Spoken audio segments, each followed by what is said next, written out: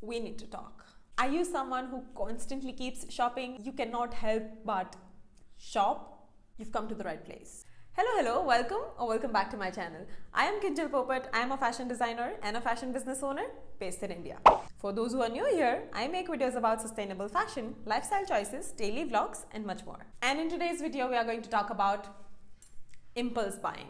Let's start with what is impulse buying. Impulse buying is an act of making an unplanned purchases, often driven by a desire or an emotion. It is the purchases that is done without careful consideration, which often leads to regrets or overspending. Let's kick this habit out together. So let's start with something where we can all relate. Let's start with identifying the triggers. Whenever we have some problem, we always try to find out where is it coming from, and that's how we find a solution about it. We don't keep hovering around, oh my God, I have a problem, I'm sad, or it's disappointing, or oh, that didn't go according to plan, oh my God, why is this happening to me? We try to find out about why at the first place that thing is happening to you, or what caused that problem, right? Let me give you an example. Let's say you had a stressful day at work, and to unwind, what you often find yourself doing is scrolling on the phone and trying to add things to the basket. You go on different apps, you just keep doing the thing, or maybe you constantly keep scrolling the social media. That's what you do to unwind. Okay, so what caused you to do that? Stress caused you to do that. You are stressful, and there are a few ways you cope up with your stress. Okay, and this was one of the way of coping up with your stress. You either scroll social media endlessly or you shop online. So now that we know the trigger, we can work on taming them. Let's come back to the scenario where you had a long and stressful day at work. You came back. What else do you like to do apart from shopping? Yes, shopping is something that you like, but you cannot always do that, right? That cannot be the only way of coping with the stress.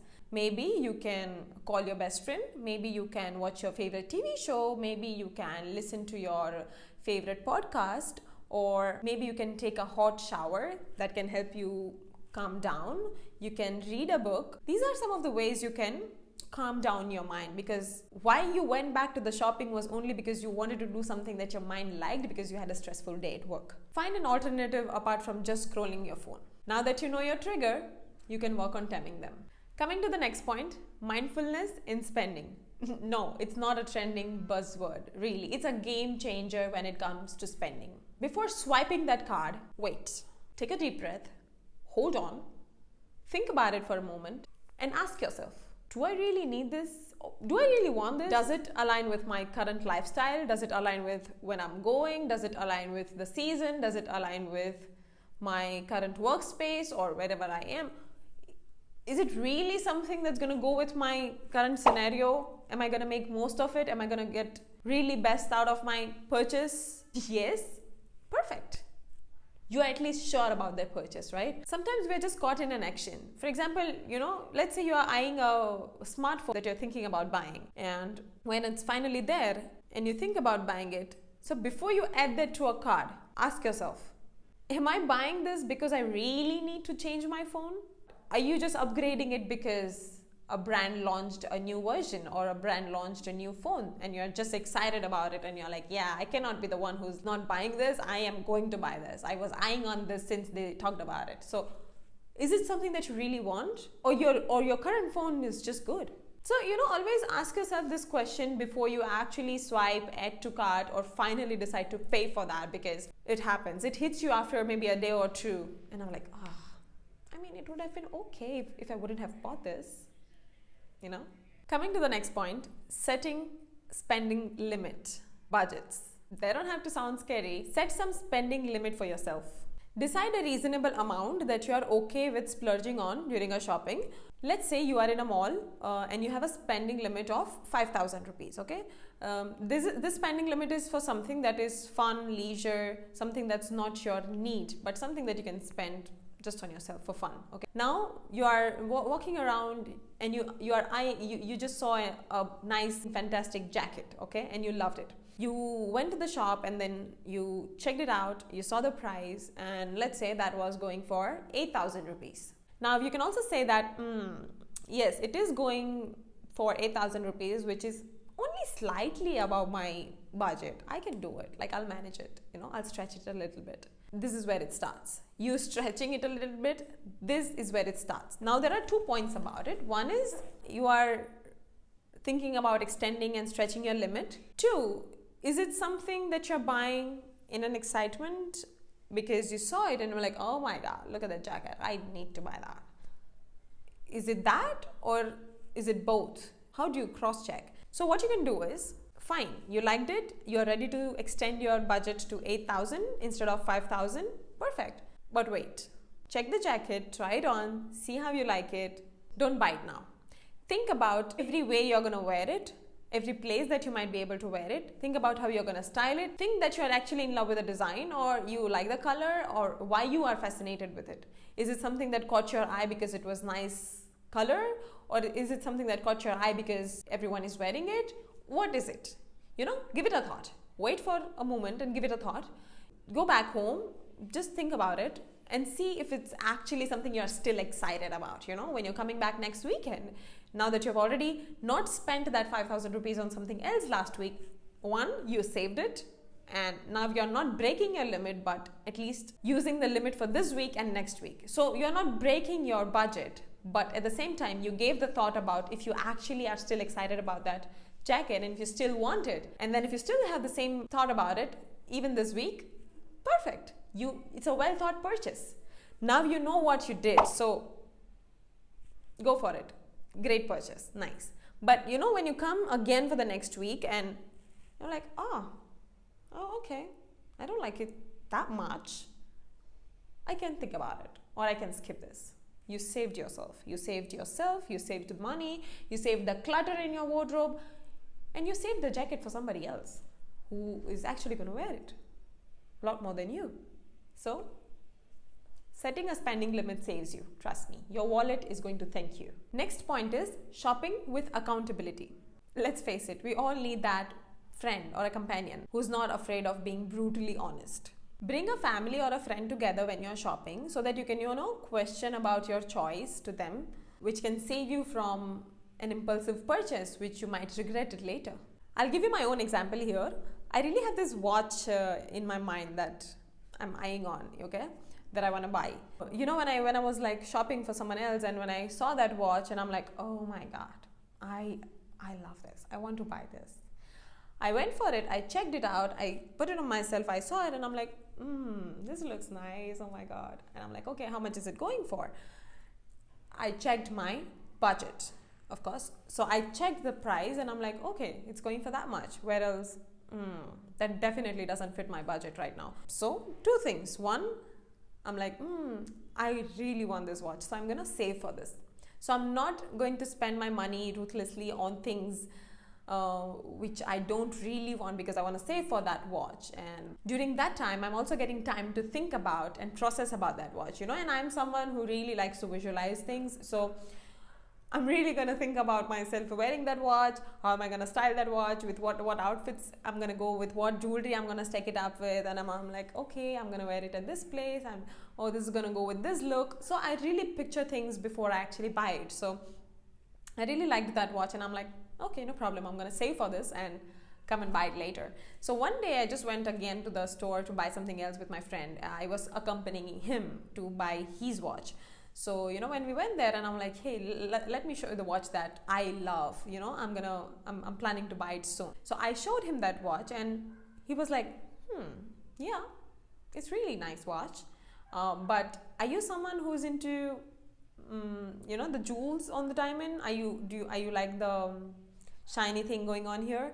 Like he was asking me questions, which was making me question myself, which was reassuring the idea or the decision of me actually wanting to purchase it. So he was asking me like, okay, so have you thought about, are you gonna be okay with, are you not gonna get tired of this watch after wearing it 2-3 times? And like, yeah, I'm done with this. I thought about that, all the questions in my head, and I'm like, nah, I think I don't have anything like that, and that's why I want to have something like this in my watch collection, because it's really going to be an addition to my collection. So I made my decision clear again. Someone asked me something and I asked myself that, because I might have missed those questions when I was thinking about it myself, but when he asked me, I thought about it. Okay, so it's very important to have someone with you when you're shopping because it makes you a double check of what you are actually buying. The next point is opportunity cost. Time for a reality check. Think about where else you could have spent that money before you hit the checkout button. Maybe there is a more meaningful way of spending it instead of where you're spending it now. Or maybe there is not. But just ask yourself this question before you actually pay for something, because you're like, okay, this thing is going for this much. Do I have any of this scenario going on in my life right now where I could spend it more wisely and meaningfully rather than just something that I'm buying for leisure? For example, let's say you are about to spend thousands of rupees on a gaming console. Okay, now that's a leisure, that's fun. It's always good to have something for yourself. You know, it's very nice you do something for yourself because resting is also important, having fun is also important. I'm not saying spending something on leisure is useless. No, it is very helpful and important actually. But just so that you're sure of where you're spending your money, ask yourself this, okay, thousands of rupees on a gaming console right now is a good idea, or do I have something important that I could do with this money? If you still feel like, oh yes, I do have something meaningful that is going on where I can spend this money, but I think I'll be able to manage it. I really need to spend this on a gaming console right now. Perfect. Double check. You're okay. So it's the opportunity cost. Make sure there is nothing more important just because you're driven by everyone doing this around you and you don't want to be left out. The next point is my favorite. Differentiating between needs and wants. It's a classic struggle, isn't it? Start prioritizing your needs over those nice to have items. I've also explained this in one of my videos before. It is really important to, have a list of the things that you are eyeing on next. Okay, it can also be things that you're buying actually for leisure. It's a fun shopping spree, you're doing, but at least have a list in your head about things that you're buying or planning to buy in coming time. Okay, I just yesterday bought some jewelry. Okay, these are some of few. Was it an impulse purchase? No, definitely not. I was eyeing on some jewelry since some days because I was like, I don't have like a lot of jewelry collection that can really go with a lot of stuff. So I was like not having much jewelry pieces in my collection. So I was like, okay, I can buy some jewelry. So that has been going on in my mind since so many days. I'm like, either I'll buy it from an offline store or where I can see it and buy it and try it and buy it, or I will just buy it from an online store. Let me see how it goes. But yesterday when I went for something and I just saw a pop-up where they were selling such a nice jewelry and an affordable rate, and they were like non-tarnish and stuff like that, and I'm like, okay, worth a spend. Okay, now that I already had that list of me wanting to shop something, and then jewelry was one of them, and then I came across the jewelry, that's why I bought it. I thought about it, I tried it, I pictured myself wearing it in so many other outfits that I have, and I'm like, okay, I'm gonna make best out of my purchase. That's when I bought it. Was it my need, my want? What was it? It was my want. This is not my need. Jewelry is not my need, okay? Maybe food is my need. Maybe some healthy salad was my need. Not the jewelry, but it is my want. Yes, it is my want. But was it in my list before I even purchased it? Yes, it was in my list. Did I have a spending limit about it? I did have a spending limit on it. So, always have a thought about before you actually spend on something, because you don't want to come home and I'm like, I was carried away with a lot of jewelry over there. I shouldn't have bought this. No, I really wanted to buy a jewelry. I already had that in my list. I had a budget in my mind about if I buy a jewelry, how much I'm going to spend on it. And that's why I bought it. Try to differentiate the needs and the wants and see what actually is the priority right now.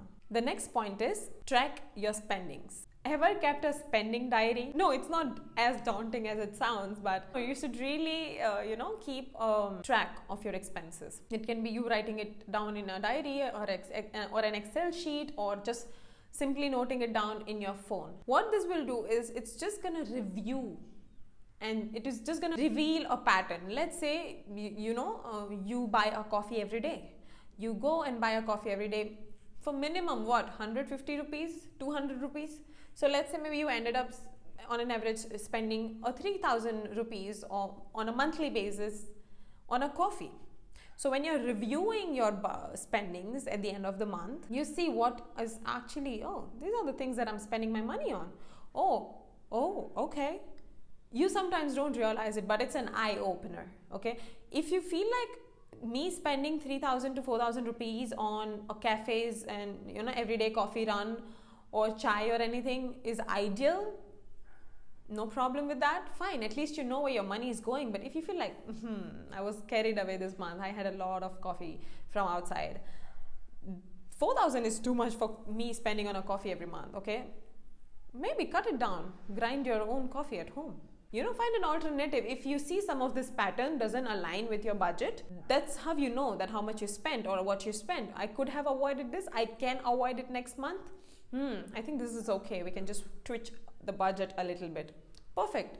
Just have a track. It can help you keep your budget in control, and it can help you keep your habits in control more especially, because money is still something people will be like, yeah, I can afford it. Oh, I have a lot of money. I can spend it on that. Oh, I don't need to keep track of things. I have a lot of money. I don't need to take care of how much I spend on, how much I spend where and what I'm spending on. Fine if you have a lot of money. But you know what? That's where the bad habits start kicking in. That's where it all starts. So you having money sometimes is not a solution of you saying, yeah, I don't need to keep track. Coming to the last point, rewarding. Let's talk rewards. Favorite. Everyone loves it. Okay. Be it your workplace, be it your personal life, be it your pets, be it yourself, be it your friends. Everyone loves it. Everyone loves reward. It's very healthy to reward yourself. Okay. After taking care of all the budgets, control, spending limits, thinking about something, you say, don't buy this, don't buy that. I controlled over this. I had a limit. Oh, no. After all those disciplined things that you did throughout the way, there is one way you should reward yourself for doing all this. Now, don't take impulse buy as a reward system. Really a bad habit. Yes, you saved it. You saved by practicing all these things throughout the months, and you're like, I saved this much. I am going to shop. I don't care. I'm going to be on a shopping spree.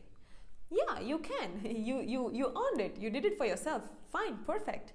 But again, do not forget to ask all those important questions that you need to ask yourself before buying anything. If you want to know more about this, I have a specific video about things that you need to ask yourself before buying something, okay? Which will save you from spending your savings on a useless things. But you can also do something else. Like, for example, you can go on a weekend getaway, okay? You can give yourself a nice trip. You can go you can go out with your friends and do a nice party, okay? You can do a lot of things. It just doesn't have to be shopping always. You can shop, but in control. But, having all these experiences are going to be more beautiful than just collecting things. So reward yourself in any which ways you want, but just know the balance, because having fun doesn't have to break the banks. Remember, breaking up with an impulse buying is not a sprint. It's a journey. It takes time. Be patient with yourself. Let's make better choices together. If you found this video useful, do not forget to like the video. If you feel like you have some friends or family who really needs to listen to this video, please share it with them. And do not forget to subscribe to the channel for more such content. I will see you next time. Bye.